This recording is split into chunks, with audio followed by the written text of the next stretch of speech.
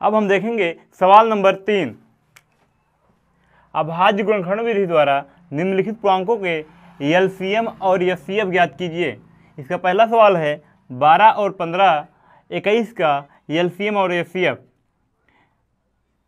पहले हम 12 का अभाज्य गुणनखंड ज्ञात करेंगे, तो आएगा 2 से काटेंगे 6 आ जाएगा, फिर 2 से काटेंगे 3 आएगा, फिर 3 से काटेंगे 1 आएगा। इसके बाद 15 का भी हम अभाज्य गुणनखंड करेंगे, 3 से काटेंगे 3 × 5 = 15 आएगा, फिर 5 से काटेंगे 1 आएगा। इसी प्रकार हम 21 का अभाज्य गुणनखंड ज्ञात करेंगे, 3 से काटेंगे 7 आएगा, फिर 7 से काटेंगे 1 आएगा। इस प्रकार 12 लिखेंगे, 12 का अभाज्य गुणनखंड 2 × 2 × 3 है। 15 के लिखेंगे, 15 का अभाज्य गुणनखंड 3 × 5 है। 21 लिखेंगे, 21 का अभाज्य गुणनखंड 3 × 7 है। पहले हम एचसीएफ ज्ञात करेंगे। एचसीएफ ज्ञात करने के लिए दी गई सभी संख्याओं में जो संख्या कॉमन होती है या जो संख्या सभी में मिलती रहती है उसी को हम क्या कहते हैं, एचसीएफ कहते हैं। जैसे इसमें देखेंगे हम तो 3 सब में मैच कर रहा है, इसलिए 3 क्या हो जाएगा, एचसीएफ हो जाएगा। अच्छा वो दिखा दो। एलसीएम ज्ञात करेंगे। एलसीएम ज्ञात करने के लिए जो दी गई संख्याओं में मैच करता है उसको एक बार लिखते हैं, बाकी जो नहीं मैच करता उसको ऐसे उतार लेते हैं। जैसे 3 मैच कर रहा था 3 लिख लिए, अब ऊपर आएंगे 2 और 2 नहीं मैच कर रहा था, ऐसे उतार लेंगे। उसके बाद इसमें 5 नहीं मैच कर रहा, 5 उतार लेंगे। इसमें 7 नहीं मैच कर रहा, 7 उतार लेंगे। इसका एलसीएम आ जाएगा, सबका गुणा कर देंगे, सबका गुणा कर लेंगे। 3 दूनी 6, 6 दूनी 12, 12 पंचे 60, 60 सत्ते 420। अब देखेंगे हम सवाल नंबर 2। इसी प्रकार सवाल नंबर 2 में भी सभी का क्या करेंगे, भाज्य गुणनखंड करेंगे। 17 का भाज्य गुणनखंड करेंगे तो 17 का 1 × 17 आएगा। 23 का करेंगे अभाज्य गुणनखंड तो 1 × 23 आएगा, क्योंकि ये सभी के सभी क्या हैं, अभाज्य संख्याएं हैं। अभाज्य संख्याओं का भाज्य गुणनखंड वही संख्या आता है। 29 का भाज्य गुणनखंड करेंगे तो 29 का आएगा 1 × 29। ऐसी संख्या होती है जो सभी में मैच करे, तो देखें एक सभी में मैच कर रहा है, एचसीएफ क्या हो जाएगा, 1 हो जाएगा। एलसीएम जो सभी में मैच करता है उसको एक बार लिखते हैं, एक सभी में मैच कर रहा है, तो बाकी जो नहीं मैच करता उसको ऐसे उतार लेते हैं। 17 × 23 × 29। अब सबका हम आपस में गुणा कर देंगे, गुणा करके देखेंगे कितना आता है, आएगा 11 33 9। अब हम सवाल नंबर 3 करेंगे। पहले सवाल नंबर 3 में 8 का भाज्य गुणनखंड करेंगे। 8 का करेंगे तो 2 चौका 8, 2 दूनी 4, 2 1 = 2। अब 9 का भाज्य गुणनखंड करेंगे, 3 त्रिका 9, 3 1 = 3। इसी प्रकार 25 का कर लेंगे, 5 5 25, 5 1 = 5। अब 8 लिखेंगे, 8 का भाज्य गुणनखंड आया है 2 × 2 × 2। 9 का आया है भाज्य गुणनखंड 3 × 3 × 25 का आया है भाज्य गुणनखंड 5 × 5 × 5। एचसीएफ ज्ञात करेंगे। इसमें भी कोई भी संख्या कॉमन नहीं दिख रही तो एक गुणनफल माना जाता है, तो 1 × 1 लगा सकते हैं। तो एचसीएफ कितना हो जाएगा, 1। एलसीएम ज्ञात करेंगे। एलसीएम ज्ञात करने के लिए दी गई संख्याओं का एलसीएम ज्ञात करने के लिए जो संख्या मैच करती है उसको एक बार, जो संख्या नहीं मैच करती उसको ऐसे उतार लेते हैं। सभी में एक मैच कर रहा है, 1 लिख लिए, और ऊपर जो है 2 3 बार बचा है, 3 बार लिख लिए। ये वाली संख्या में 3 × 3 बचा है, ये वाली संख्या में 5 × 5 बचा है। लिखा था कि नहीं तक। अब क्या करेंगे, सबका आपस में हम गुणा कर देंगे। तो जब आपस में गुणा करेंगे कितना आएगा, देखो 2 दूनी 4, 4 दूनी 8। देखेंगे जब आपस में सबका गुणा करेंगे 2 दूनी 4 दूनी 8, लगभग ये 1800 आ जाएगा। इस प्रकार हमारा सवाल नंबर 3 कंप्लीट हुआ। अब हम देखेंगे सवाल नंबर 4। दिया है एचसीएफ 306 और 657 का 9 है। तो ये पहली संख्या हम मान लेंगे, ये दूसरी संख्या। इस प्रकार गुणे दूसरी संख्या बराबर होता है एचसीएफ गुणे एलसीएम। पहली संख्या का मान दिया है 306, गुणे दूसरी संख्या का मान दिया है 657 बराबर एलसीएम दिया है 9। एलसीएम हमें ज्ञात करना है। ये पक्षांतर करेंगे 306 गुणे 657, 9 इधर गुणा कर रहा है, इधर आएगा बटे में हो जाएगा बराबर एलसीएम।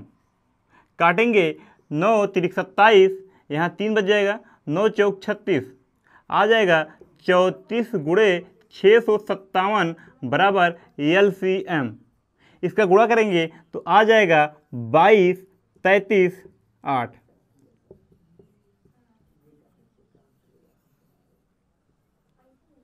अब हम देखेंगे सवाल नंबर 5। लिखा है जांच कीजिए कि क्या किसी प्राकृतिक संख्या के लिए संख्या 6 पावर n अंक 0 पर समाप्त हो सकती है।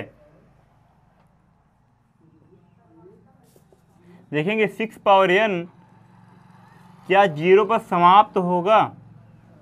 0 पर समाप्त होने के लिए 0 अंक पर समाप्त होने के लिए गुणनफल 2 और 5 का होना अनिवार्य है। जैसे अगर लिखें हम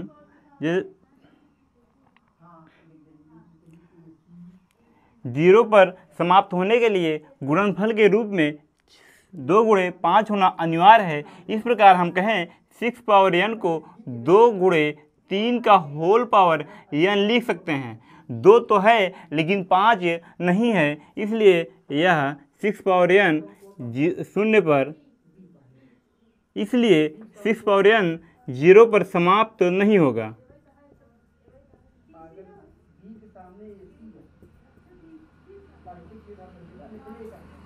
अब देखेंगे सवाल नंबर 6। व्याख्या कीजिए कि 7 गुणे 11 गुणे 13 प्लस 13 और 7 गुणे 6 गुणे 5 गुणे 4 गुणे 3 गुणे 2 गुणे 1 प्लस 5 भाज्य संख्या क्यों है। 7 गुणे 11 गुणे 13 प्लस 13, एक पद ये है एक पद ये, दोनों पद में 13 कॉमन है, 13 कॉमन ले लेंगे। 7 गुणे 11 अब प्लस 1, इसको लिख सकते हैं 13 गुणे 11 सते 77 1 78, और इसको लिख सकते हैं गुणे 1। अभाज्य संख्या 1 से जब संख्याओं का 2 से अधिक गुणनखंड होता है तो उसे क्या कहते हैं हम, भाज्य। तो इसमें 13 गुणे 78 तो है ही है, इसको लिख सकते हैं गुणे 1, तो ये 2 से अधिक गुणनखंड है, इसलिए क्या हो जाएगा, अभाज्य संख्या। आगे देखेंगे ये है 7 गुणे 6 गुणे 5 गुणे 4 गुणे 3 गुणे 2 गुणे 1 प्लस 5, 5 यहाँ है 5 यहाँ, दोनों में कॉमन है, 5 बाहर ले लेंगे। 7 गुणे 6 गुणे 4 गुणे 3 गुणे 2 गुणे 1 प्लस 1, 5 गुणे जब इसका हम गुणा करेंगे आएगा 1008 प्लस 1, अब आ जाएगा 5 गुणे 1000 9, 2 संख्याओं का गुणनफल ही है और 1 माना जाता है। दी गई संख्या का गुणनखंड अगर 2 से ज़्यादा होता है तो संख्या भाज्य हो जाती है।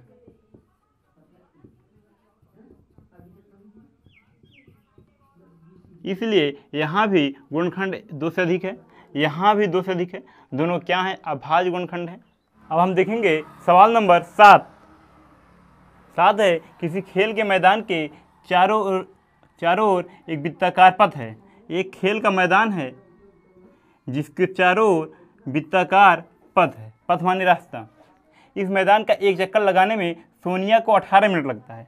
सोनिया है जिसको 18 मिनट लगता है एक चक्कर लगाने में, जबकि इसी मैदान का एक चक्कर लगाने में रवि को 12 मिनट लगता है। मान लीजिए वे दोनों एक ही स्थान से चलना प्रारंभ करते हैं,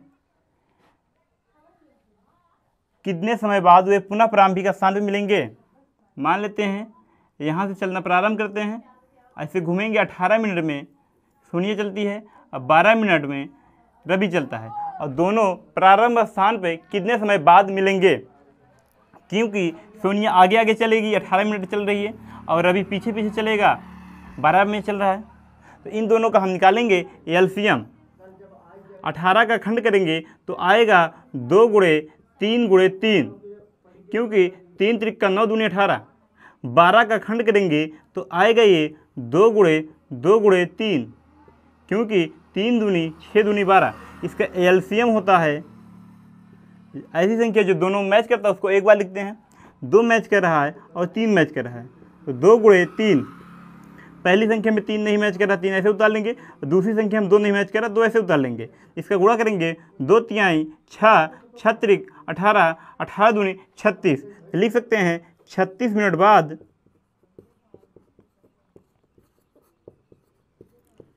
सोनिया और रवि पुनः प्रारंभिक स्थान पे मिलेंगे।